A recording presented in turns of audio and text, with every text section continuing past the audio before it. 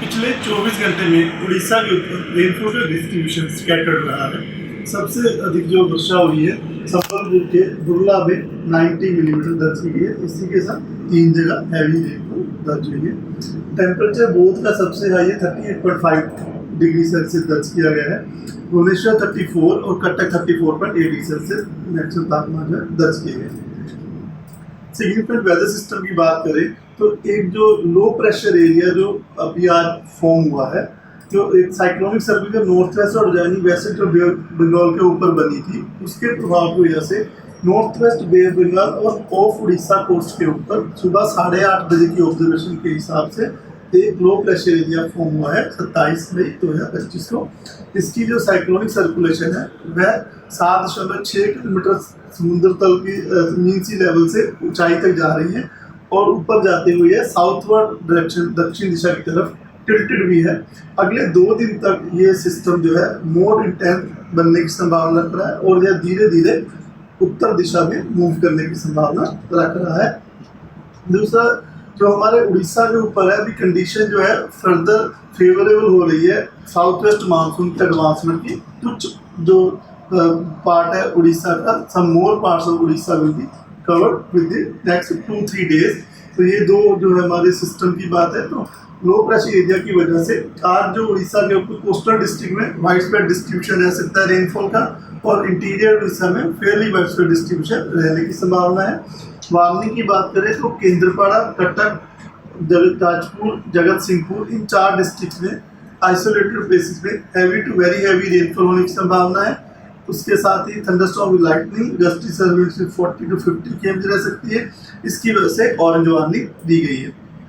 अन्य स्थानों में जहां पर पूरे उड़ीसा में थंडरस्टॉर्म विद लाइटनिंग और गस्टी सर्विस 40-50 km तो रहने वाली है, उसके अलावा जहां पर इसके साथ आइसोलेटेड प्लेसेस हैवी रेनफॉल होने की संभावना है उसमें मयूरभंज, बालासोर, भद्रक, खुर्दा, पुरी, सुंदरगढ़, झारसुगुड़ा, संबलपुर, बारगढ़, सोनपुर, बौद्ध, नुआपड़ा, नवरंगपुर, कालाहांडी, कंधमाल, रायगढ़, गजपति, कोरापुट और मलकानगिरी डिस्ट्रिक्ट शामिल है।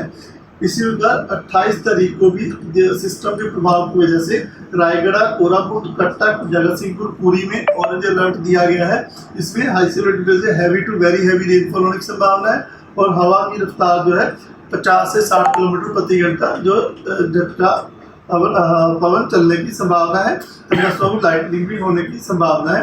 अन्य स्थानों में हैवी के लिए जो येलो वार्निंग दी गई है और जो मयूरभंज, क्योंझर, बालासोर, भद्रक, जाजपुर, केंद्रपाड़ा, ढेंकनाथ, नयागढ़, खुर्दा, कंधमाल, गंजम, गजपति, कालाहांडी, नवरंगपुर, मलकानगिरी, इन डिस्ट्रिक्ट्स में हैवी रेनफॉल के लिए येलो वार्निंग दी गई है। थंडरस्टॉर्म विद लाइटनिंग रहने की संभावना है और जो 50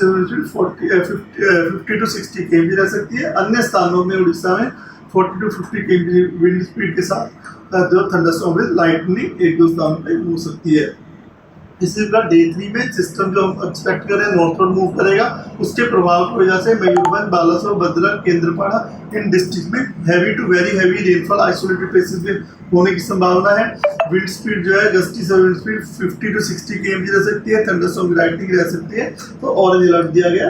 बाकी उड़ीसा में थंडरस्टॉर्म विद लाइटनिंग, गस्टी से विंड स्पीड 40 to 60 km रह सकती है और जिन जगहों पे हैवी रेनफॉल हो सकती है उनमें क्योंझर, जाजपुर, कटक, जगतसिंहपुर, उसका ढेंकनाथ, अनुगुल, सुंदरगढ़, कंधमाल, कालाहांडी, रंगपुर, कोरापुट, मलकानगिरी, गजपति, रायगढ़, ये सब डिस्ट्रिक्ट शामिल है। डे 4 में जो है मयूरभंज, बालासोर, भद्रक, क्योंझर, संबलपुर, झारसुगुड़ा, सुंदरगढ़, बरगढ़, नुआपड़ा, कोरापुट, मलकानगिरी, यहाँ पर येलो वार्निंग दी गई है। आइसोलेटेड से हैवी रेनफॉल के लिए गस्टी 30 to 40 km रह सकती है। थंडरस्टॉर्म विद लाइटनिंग होने की संभावना है। 31 तारीख को मयूरभंज और क्योंझर 2 डिस्ट्रिक्ट में आइसोलेटेड हैवी रेनफॉल की संभावना है। रेनफॉल की जो डिस्ट्रीब्यूशन है वो भी हम एक्सपेक्ट कर रहे हैं स्कैटर्ड हो जाएगा। डे 6-7 में जो है आइसोलेटेड रेनफॉल का डिस्ट्रीब्यूशन रहेगा जिसमें कोरापुट, मलकानगिरी, सुंदरगढ़, मयूरभंज और क्योंझर डिस्ट्रिक्ट शामिल है। टेम्परेचर फोरकास्ट की बात करें तो अभी अगले 6-7 दिनों में तापमान में ज़्यादा बदलाव नहीं देखा जा सकने की संभावना है। फिशरमैन वार्निंग के लिए ये जो मैंने बताया लो प्रेशर सिस्टम की वजह से हम लोग अगले 5 दिन तक यानी 27, 28, 29, 30 और 31 मई को फिशरमैन को एडवाइस दी जाती है कि वो डीप सी एरिया में वेंचर ना करे और अलॉन्ग एंड ऑफ कोस्ट में 27 31 जो है फिशिंग के लिए ना जाए। तो यहाँ पे संभावना रख रहे हैं कि स्वेली जो वेदर रह सकता है, जिसमें सरफेस गस्टी विंड जो है 30 से 40 गस्टिंग टू 50 km रहने की संभावना है over central bay of Bengal और joining north bay of Bengal region के ऊपर। जो सी कंडीशन है वो भी मॉडरेट टू रफ रह सकती है।